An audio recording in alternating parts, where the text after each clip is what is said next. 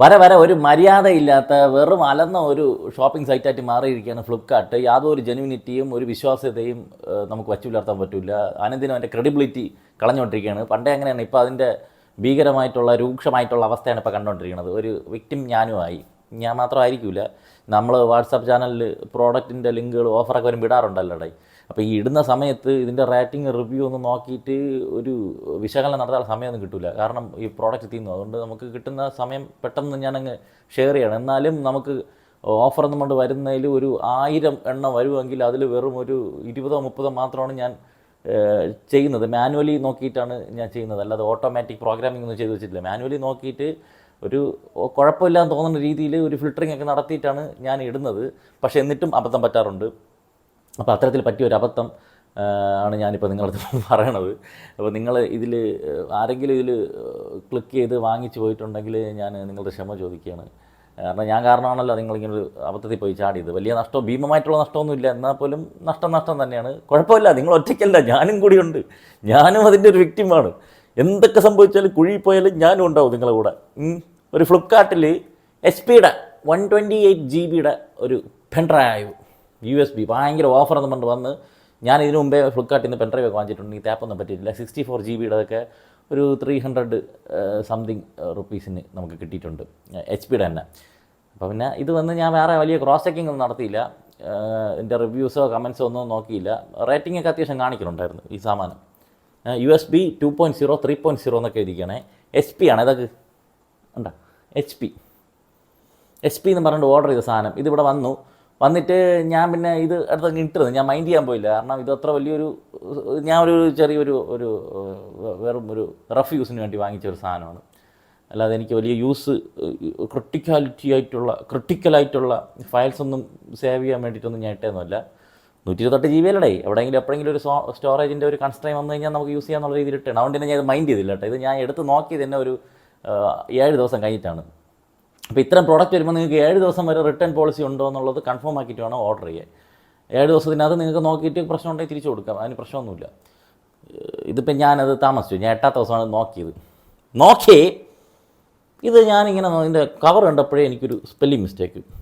നോക്കടേ, ഒറിജിനലിൻ്റെ ഒരു ചാത്തൻ അടിച്ചു വെച്ചിരിക്കുമ്പോൾ ഈ സാധനം ലൂട്ട് പോലെ വന്നിട്ട് 280 രൂപയ്ക്കാണ് ഞാൻ വാങ്ങിച്ചത്. വെറും 280 രൂപയ്ക്കാണ് 128 GB HP-യുടെ പെൻഡ്രൈവ് 3.0. പുളിക്കുമോ? അങ്ങനെയാണ് വാങ്ങിച്ചിട്ട് ഞാൻ ഇത് ഇങ്ങനെ എടുത്ത് നോക്കിയപ്പം മാനുഫാക്ചേർഡ് ബൈ സഹസ്ര ഇലക്ട്രോണിക്സ് എന്ന്, മാർക്കറ്റഡ് ബൈ സഹസ്ര ഇലക്ട്രോണിക്സ് ഒക്കെ നമുക്ക് ക്ഷമിക്കാം. മാനുഫാക്ചേർഡ് ബൈ സഹസ്ര ഇലക്ട്രോണിക്സ് അതെന്തൊരു തേങ്ങയാണ്? HP-യുടെ പ്രോഡക്റ്റ് എങ്ങനെ സഹസ്ര മാനുഫാക്ചർ ചെയ്യും? അങ്ങനെ സംഭവിക്കില്ലല്ലോ. ഇവിടെ ഇന്ത്യയിൽ വെച്ചിട്ട് ചെയ്താൽ പോലും HP-യുടെ പ്ലാന്റിൽ തന്നെ ആയിരിക്കുമല്ലോ. സഹസ്ര ഇലക്ട്രോണിക്സ് അങ്ങനെ, ഞാൻ ഇതെന്ത് തേങ്ങയാണെന്ന് അറിയാൻ വേണ്ടിയിട്ട് ഈ സഹസ്ര ഇലക്ട്രോണിക്സിൻ്റെ സൈറ്റിൽ കയറി നോക്കിയപ്പോഴേക്കും അങ്ങനെ ഒരു കമ്പനി ഉണ്ട്. ആ കമ്പനിയിൽ ഇതുപോലെ IC ലെവൽ സാധനങ്ങളൊക്കെ ചെയ്യുന്നുണ്ട്. പെൻഡ്രൈവുകൾ USB-കൾ അവർ മാനുഫാക്ചർ ചെയ്യുന്നുണ്ട്. ഞാൻ അവരെ പെൻഡ്രൈവ് കയറി നോക്കിയപ്പോൾ അതിനകത്ത് അവരുണ്ടാക്കുന്നതിൽ സഹസ്ര എന്നുള്ള ലേബൽ വെച്ച് തന്നെ തന്നിട്ടുണ്ട് പെൻഡ്രൈവ് എന്ന് പറഞ്ഞിട്ടുണ്ട്. അല്ലാതെ HP-യുടെ സാമാനമല്ല. അപ്പോഴേ എനിക്ക് മനസ്സിലായി ചാത്തനാണെന്ന്. ഞാൻ എന്ത് ചെയ്ത് ഇതിൻ്റെ സീരിയൽ നമ്പർ എവിടെയെങ്കിലും ഉണ്ടാകും നോക്കിയപ്പോൾ സീരിയൽ നമ്പർ ഒന്നും കാണാനില്ല. 2 years വാറണ്ടി ഒക്കെ ഉണ്ട്. HP.com അതിനകത്ത് കയറി നോക്കിയാൽ എന്നൊക്കെ പറയാനുണ്ട്. അപ്പോൾ എൻ്റെ ഒരു സുഹൃത്തും ഇതേ സാധനം ഓർഡർ ചെയ്തിട്ടുണ്ടായിരുന്നു. അവൻ്റെ ഈ ബാർകോഡിൻ്റെ അവിടെ കാണുന്ന നമ്പറും എൻ്റെതും എല്ലാം സെയിം, ഒരേ സാധനം. ഞാൻ സഹസ്ര ഇലക്ട്രോണിക്സ് ഒന്ന് വിളിച്ച് നോക്കി, എന്താ സംഭവം എന്ന് അറിയണമല്ലോ. രാത്രിയാണ് വിളിച്ചത്. രാത്രി വിളിച്ചപ്പോഴേക്കും ഹാജി ഹൂജി എന്ന് പറഞ്ഞാൽ ഇംഗ്ലീഷ് അറിഞ്ഞൂടെ, ഹിന്ദി മാത്രമേ അറിയാവൂ. അവൻ ഗാർഡാണെന്ന് പറഞ്ഞു. രാവിലെ വിളിക്കാൻ പറഞ്ഞു. രാവിലെ വിളിച്ചപ്പോഴേക്കും ശനിയാഴ്ച അവധിയാണ്, തിങ്കളാഴ്ച വിളിക്കാൻ പറഞ്ഞു. പിന്നെ ഞാൻ അമ്മരെ പറയാൻ പോകാതെ ഫ്ലിപ്കാർട്ടിന് ഒരു കംപ്ലയിൻറ്റ് രജിസ്റ്റർ ചെയ്ത് ഫ്ലിപ്കാർട്ടിന് കംപ്ലയിൻറ്റ് രജിസ്റ്റർ ചെയ്ത് അവർ റിട്ടേൺ ചെയ്യാമെന്നൊക്കെ പറഞ്ഞിട്ട് പോയിട്ട് പിറ്റേ ദിവസം പറഞ്ഞ് നിങ്ങൾ കംപ്ലയിൻറ്റ് രജിസ്റ്റർ ചെയ്ത് ഒരു ദിവസം താമസിച്ചുകൊണ്ട് റിട്ടേൺ പോളിസി ഇല്ല, ഒന്നും ചെയ്യാൻ പറ്റില്ല എന്ന്. ഞാൻ പറഞ്ഞു എനിക്ക് വേണ്ട, 250 രൂപ പോട്ടെ പുല്ല്. പക്ഷേ ഇത് ഇങ്ങനെ ഒരു ഫുട്പാത്ത് ലെവൽ കച്ചവടമാണോ നിങ്ങൾ ചെയ്യണത്?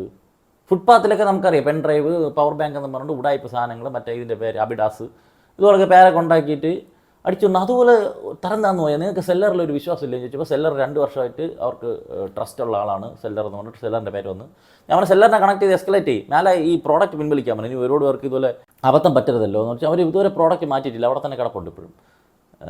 അവന്മാർ ചെയ്തില്ല. ഞാൻ റീഫണ്ട് ചെയ്യാൻ പറ്റില്ല സാർ, സോറി സാർ, ഇത് 7 ദിവസം. ഞാൻ പറഞ്ഞു എനിക്ക് റീഫണ്ട് വേണ്ട, അത് നീ കൊണ്ടുപോയി തിന്നോ, കുഴപ്പമില്ല.